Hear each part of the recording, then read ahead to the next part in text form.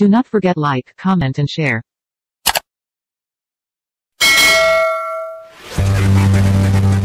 Dalam bernegara, Amerika menggunakan strategi banyak muka untuk menaklukkan negara lain. Catatan yang kita sepakati adalah negara Amerika itu negara agresor. Banyak alat mereka untuk melakukan agresi dengan smart power-nya, seperti atas nama demokrasi, atas nama HAM, atas nama peacekeeping, menggunakan kekuatan dolar dan kendali negara lain dengan hutang memakai IMF, memakai World Bank, serta lembaga rating. Pengusaha besar Amerika melakukan hostile takeover ala Wall Street milik swasta untuk makan swasta negara lain. Private equity army dan defense contractor masuk ke sebuah wilayah sebelum kemudian mengambil sumber daya alam suatu negara, dan itu banyak sudah dilakukan. Libya disikat, Irak disikat, dan banyak negara lagi. Kemudian sisi lain, Tiongkok juga sama di dalam melakukan agresi ekonominya demi menghidupkan 1,5 miliar penduduk Tiongkok. Tiongkok memakai 3 instrumen utama, yaitu mengendalikan hukum sebuah negara, mengendalikan media di negara yang akan dia incar, dan pejabat di suatu wilayah atau negara yang ditarget. Kemudian Tiongkok melakukan siraman ekonomi melalui BUMN Tiongkok, uang Tiongkok, SDM Tiongkok, dan teknologi Tiongkok. Indonesia kalau bersama Mardigu Nation New Mind akan juga merubah permainan. Kita tidak akan mau kena instrumen Tiongkok dan tidak akan pakai lagi instrumen Amerika. Jadi ketika mendapatkan mandat siapapun New Mind, maka saran terpenting yang akan diubah pertama-tama adalah posisi Bank Indonesia. Kemudian Kementerian Pertahanan. Kementerian tersebut bukan bertahan dengan menguatkan bedil persenjataan dan mesin perang fisik, namun membangun 5 garda penyerangan. Sungguh, apa yang saat ini manajemennya di Kementerian Pertahanan hanya 1/5 dibandingkan apa yang akan kita bangun dalam Kementerian Perang atau Minister of War atau Department of War ala New Mind. Di negara berdaulat dan negara besar, Kementerian Pertahanan manajemennya dan actionnya sudah berubah sejak 20 tahun yang lalu. Indonesia sudah memiliki banyak panglima, menteri pertahanan, namun sayangnya semuanya old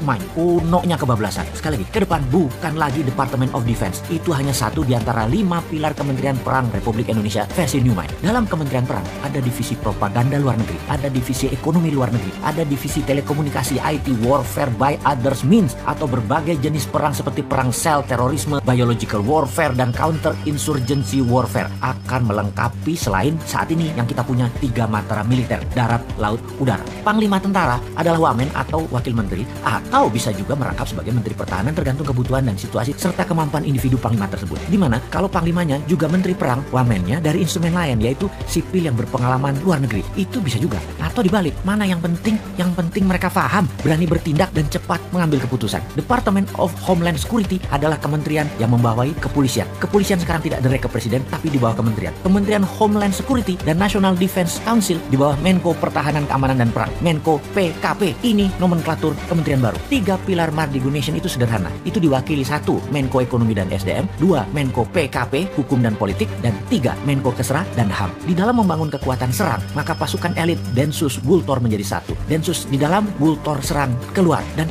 ofensif ke negara lain. Ini di bawah National Security dan Defense Council. Jadi kalau ada kementerian ditambah, pasti ada kementerian yang dikurangi atau ditutup. Maka Kementerian Tenaga Kerja akan jadi Dirjen Tenaga Kerja di bawah Kementerian Pendidikan. Juga Kementerian Pemuda dan Olahraga masuk ke Kementerian Pendidikan. Kementerian Sosial akan hilang, langsung dikasih ke Pemda, dinas sosial di pemerintahan daerah masing-masing. Kementerian Peranan Wanita ditiadakan, masuk di bawah Menko Kesra aktivitasnya. Penggabungan beberapa kementerian juga dilakukan karena keterkaitan lebih mudah koordinasinya di bawah satu payung kementerian. Kementerian daerah tertinggal jadi Dirjen di PUPR. Intinya kementerian saat ini akan berkurang 40% jumlahnya. Pastinya Kementerian BUMN akan ditutup. Perusahaan BUMN dikurangi jadi di bawah 20 dari 800 BUMN saat ini. Akan di-merger, ditutup, dijual ke publik IPO hingga mayoritas 100% dijual. BUMN langsung berada di bawah kementerian terkait. Misalnya Pertamina dan PLN di bawah Kementerian ESDM. Jadi New Mind akan mengembalikan semua fungsi alat negara sesuai Undang-Undang Dasar 45, di mana kementerian adalah jabatan politik dan sebagai regulator, tidak lagi sebagai operator. Kemudian pastinya swasta nasional pengusahanya termasuk UKM boleh membangun dan berbisnis sama dengan Pertamina serta PLN.